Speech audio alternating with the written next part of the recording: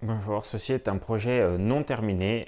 Voilà, c'est quelque chose que je fais très rarement. Normalement, quand je commence un projet, je vais jusqu'au bout.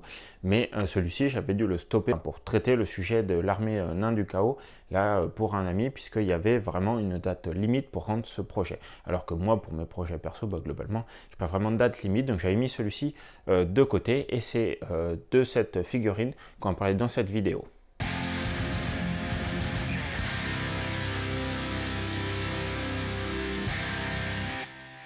Bonjour à tous, j'espère que vous allez bien. Aujourd'hui, on va donc terminer notre petit ogre qu'on avait sculpté à la main et qui a un début de peinture. Et ben, on va aller jusqu'au bout. Le début de peinture, on va quand même le voir dans cette vidéo. On va le voir tout de suite en commençant par une couche de base à l'aéro, même une sous-couche pardon à l'aéro, sous-couche noire globale sur toute la figurine par petites couches.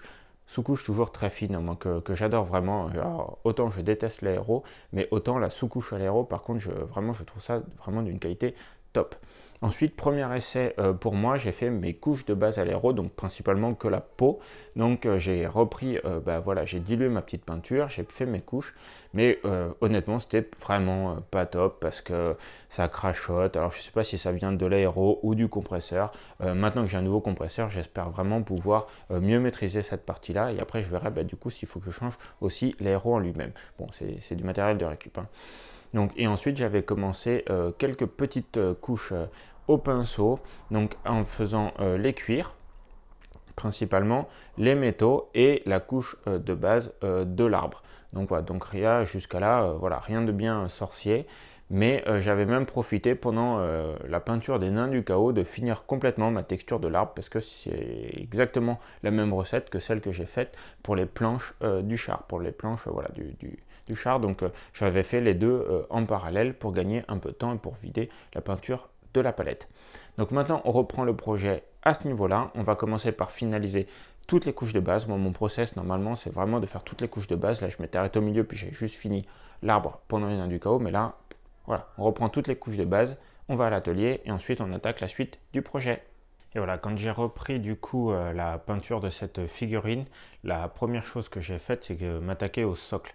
Alors le socle, c'est pas celui-ci, mais c'était juste pour montrer, c'est les socles qui m'ont été fournis avec Mortal Realms. Donc je les avais conservés. Nous on joue en socle carré pour le 9e âge ou Warhammer. Ça du coup ça est très utile. Moi pour Donjons et Dragons on est déjà en socle rond, c'était à peu près la bonne taille. Et il y a déjà des éléments assez sympas à faire dessus. Donc j'ai commencé à faire toute la peinture de mon socle. Et ensuite j'ai enchaîné tous mes lavis. Les lavis principalement du socle et sur la figurine j'ai fait les lavis des métaux et aussi le lavis de toute la peau. Concernant le cuir, je ne fais pas de lavis, je fais que de la montée en couleur, donc voilà.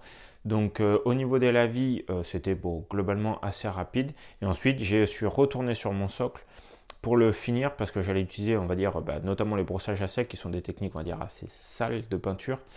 Donc j'ai commencé par reprendre tous mes brossages à sec, des textures sol, aussi de la roche. Vraiment l'idée c'était d'aller assez vite. Et j'ai fini sur quelques points de layering, notamment pour la petite jarre. J'ai considéré que c'était une jarre en terre cuite, ce qu'il y avait au sol.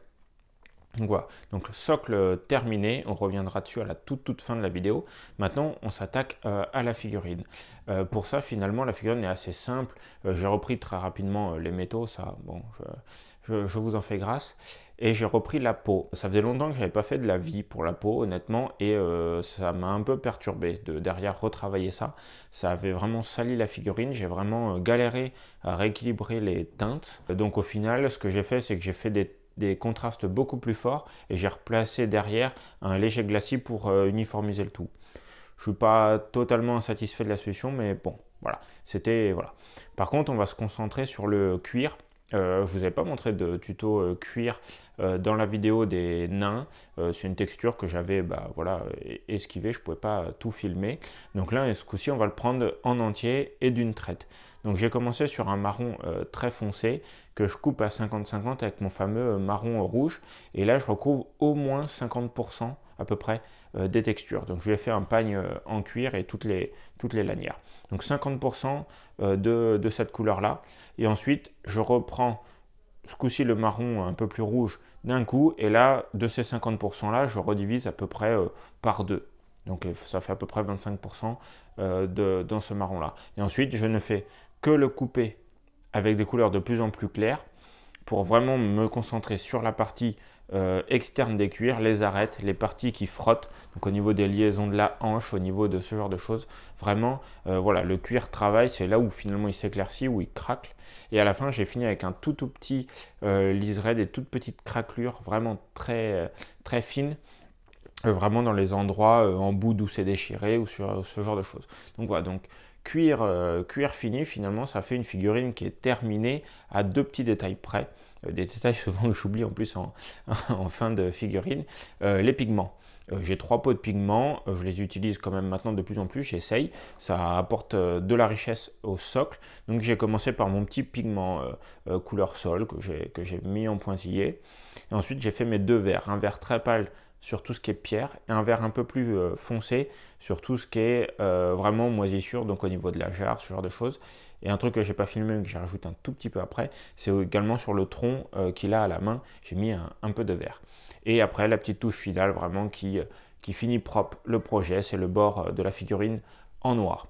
Voilà pour ce projet, ça m'a fait vraiment plaisir de la terminer. J'ai peint ma propre figurine, c'est vraiment...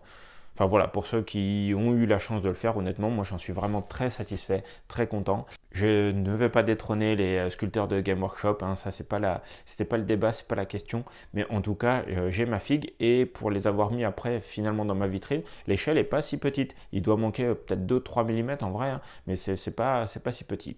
Voilà, moi je vous laisse avec la révélation finale du projet. Et si ça vous a plu, n'hésitez pas à me faire vos retours en commentaire, ce que vous pensez de la figurine, ce que vous pensez de la peinture.